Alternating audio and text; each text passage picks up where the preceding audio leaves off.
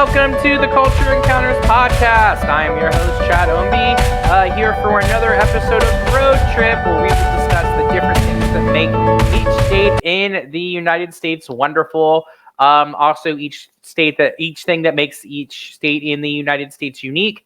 Some things that may not be so wonderful about each state, and just try to get an overall overview of that state from someone who has had the experience of living there.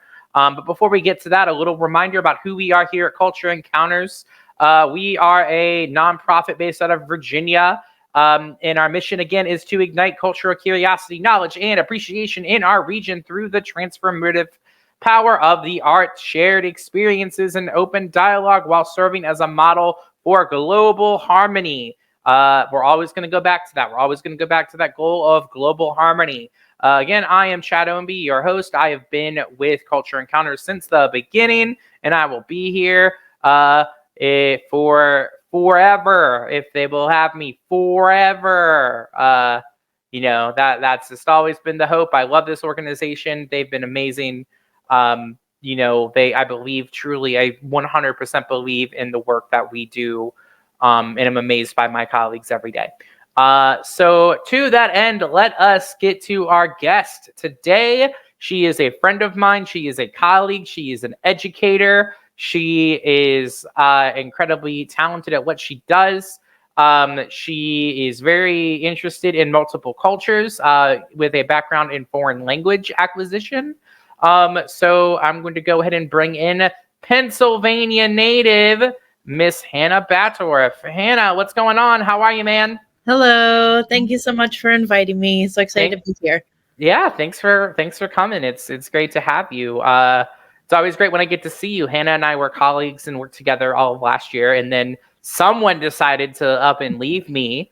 So it's okay. I'm not bitter. So whenever we get to hang out, it's always really cool. So thank you for being here.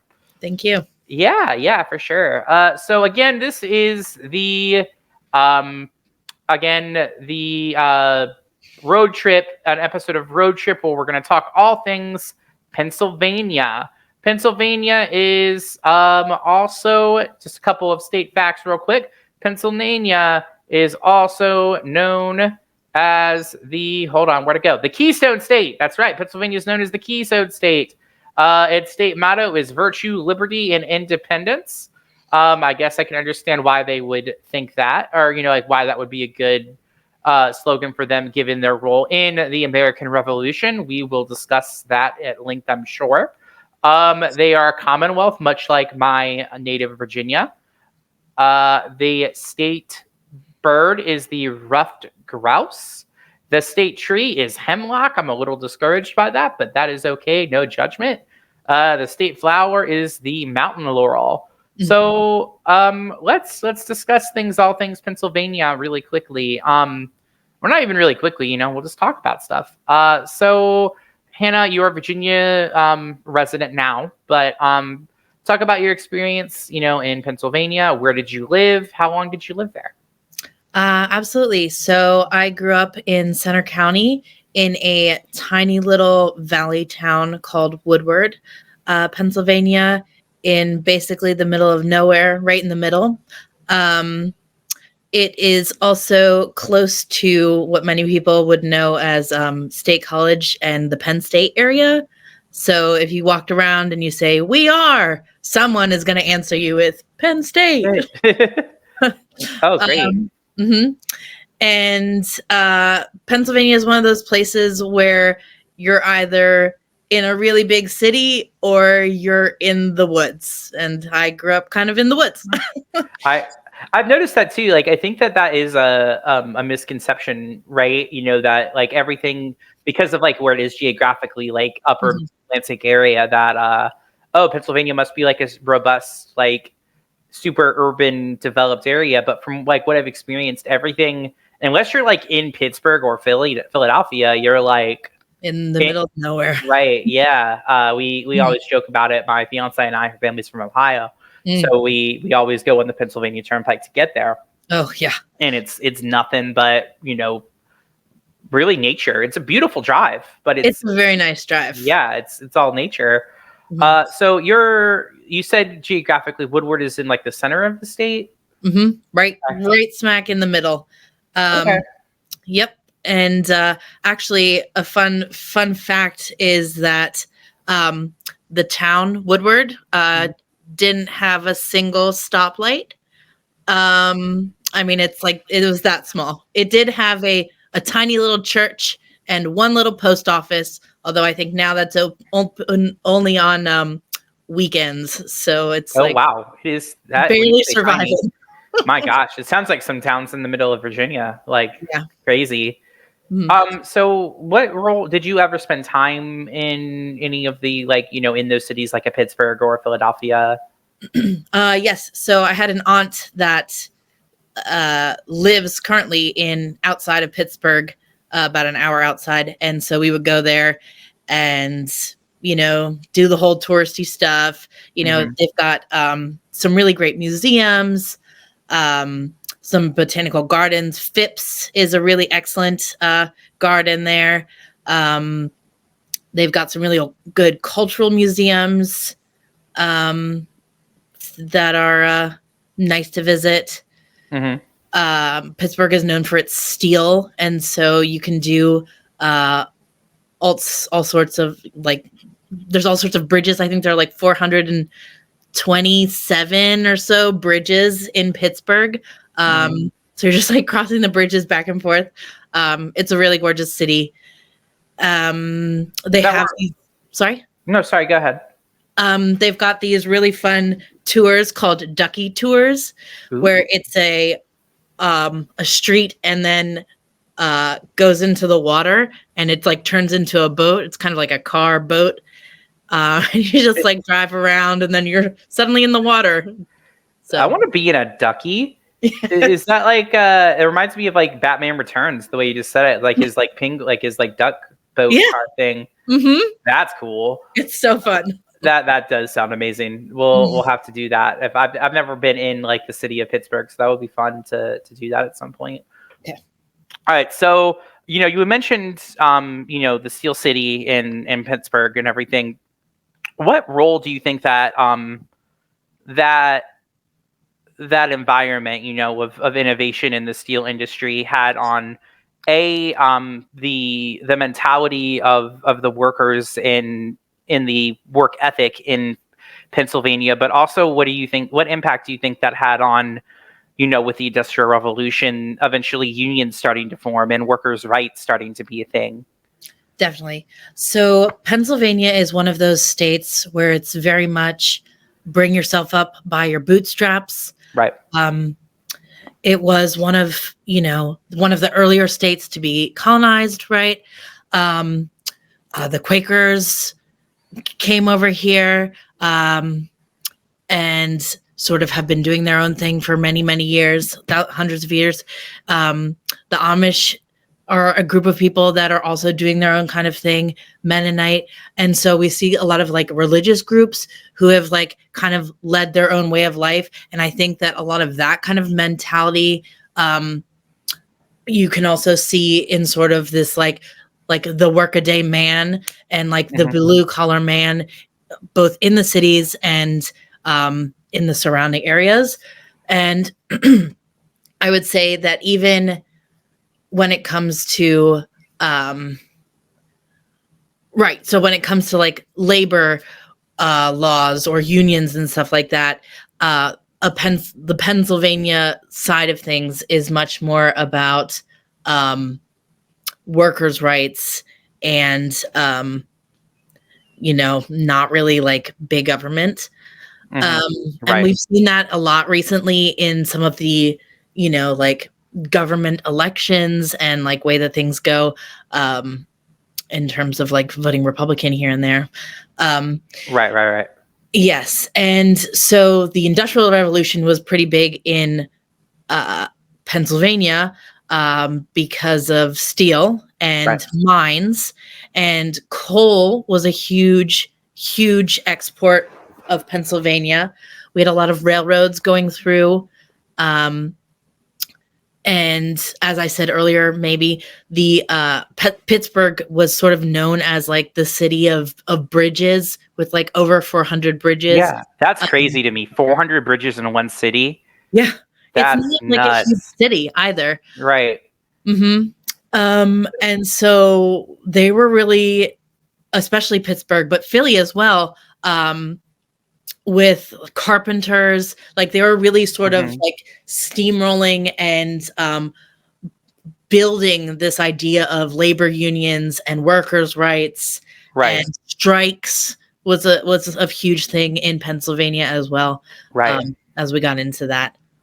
Now you mentioned, the idea of like, these this revolutionary spirit, as far as like, an entrepreneurial spirit that has, led itself to both, workers' rights and unions, but also, with elections trying to, in their mind, vote for smaller government oversight or whatever it might be, which kind of leads to a weird, interesting dynamic because of like the way the political parties have shifted over the years as to what each of them represented. But that's a whole other conversation. But that is like that's like probably 8 different conversations. But transitioning. Well, let's talk about Pittsburgh a little bit more, and then we'll go to Philly. So we can't. I guess you can't talk about Pittsburgh without talking about the Steelers, right? Because we growing up in Virginia, we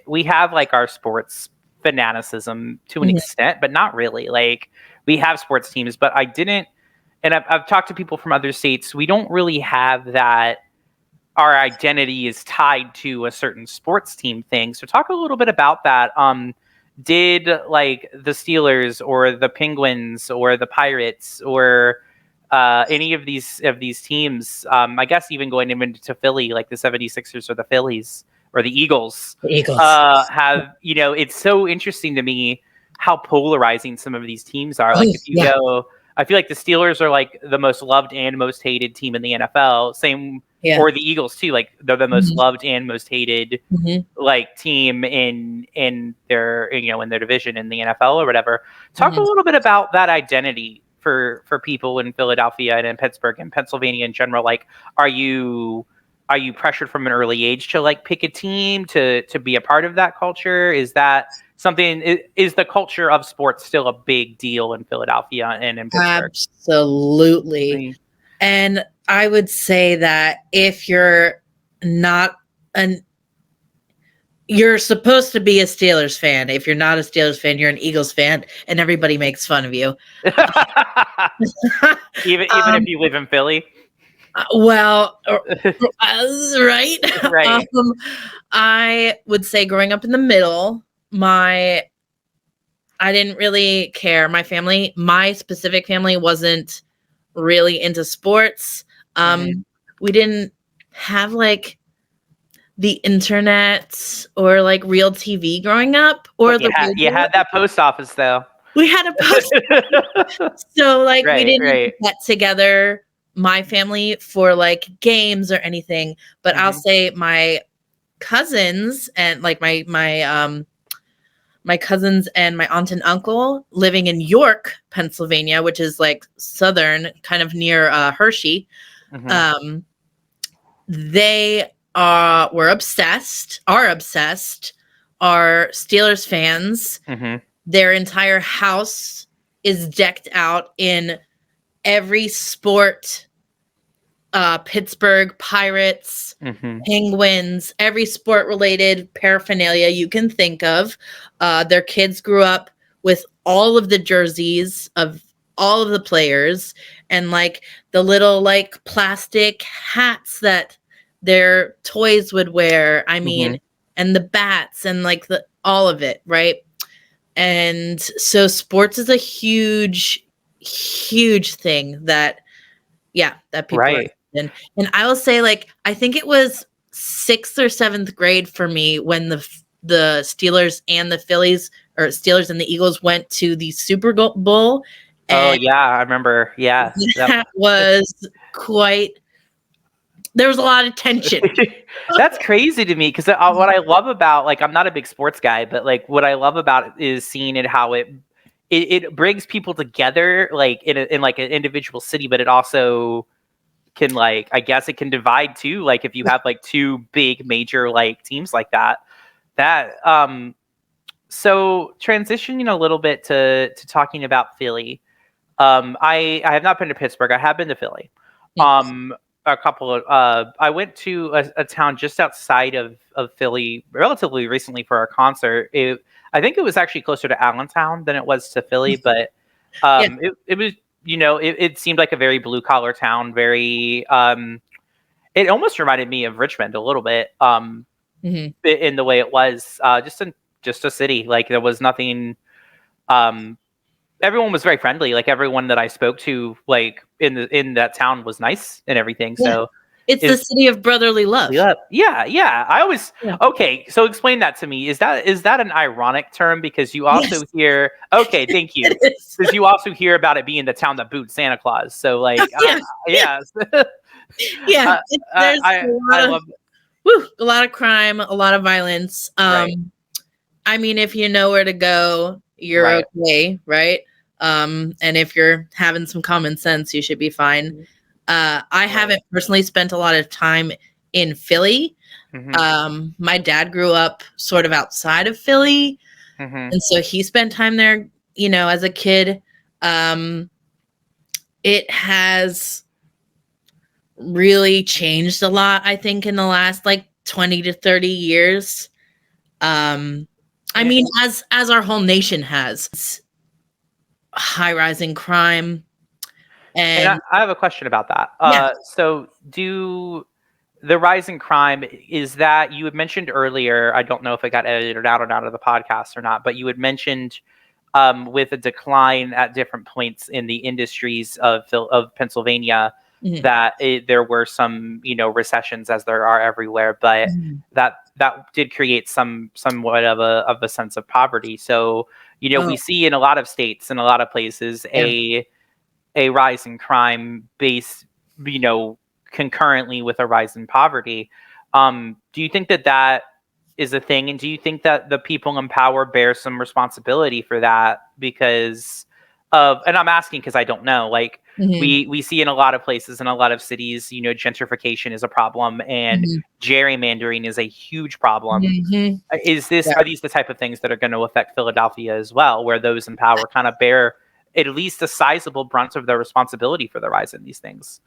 Absolutely. I would also say that Pennsylvania has been sort of a huge recipient of the fentanyl and like drug crisis that I don't know. I don't really hear it as much here, like in Richmond, Virginia, but they don't talk about it as much as they need to talk about it, because it is a thing, that I've experienced with friends firsthand. Like it is a legitimate issue that hopefully will get addressed in a way in the next several years everywhere. But carry on. Yeah.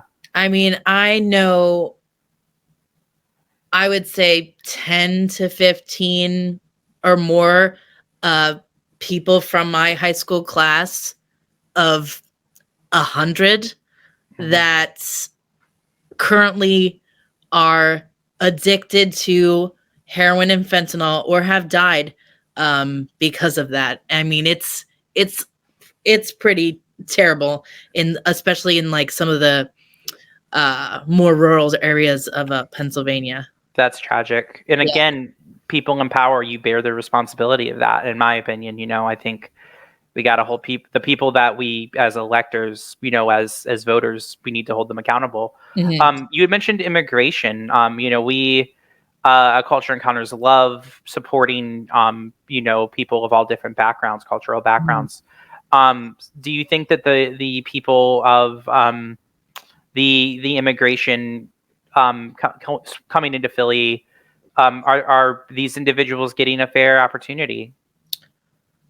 I don't know that I can answer that well. People in the North and Pennsylvania, can be a little unwelcoming sometimes. Right, right. And that's the thing though. Like we talk about like, oh, the South has got all the prejudice, but no, I mean that's everywhere, man. Like, uh, so I have again this I love how this conversation's going everywhere, and I think that that's really good. So you mentioned that you are an incredibly knowing you, I would say relatively well.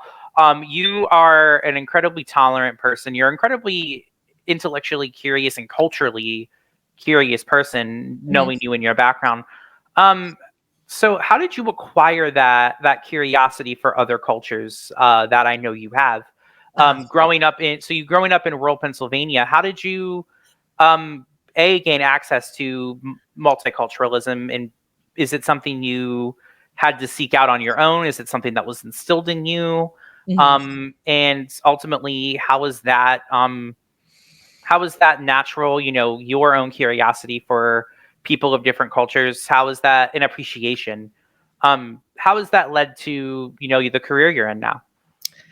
Absolutely. I would say that's kind of a two-parter, Yeah, for at sure. least, right? So Right. I grew up in a very, very rural area. My neighbors were all Amish, you know, the horse Mhm. and buggies drove past my house every day, all the time. I'm so jealous. Um, Did y'all have cobblestone asking for a friend? gravel. It was gravel. That's still cool. I guess. It's a novelty to me because we don't have that here. So I'm just like, if we well, not like everywhere. We have Amish people in Virginia, but like I don't see horses and buggies every day. And I'm like, I want to see horses and buggies every day. I'm sorry, continue. Um, and so like my high school, for instance, was a high school of 7th through 12th grade, Okay. right? Um, it only had 850 students, and that took, there were no middle schools because there were not enough students for that.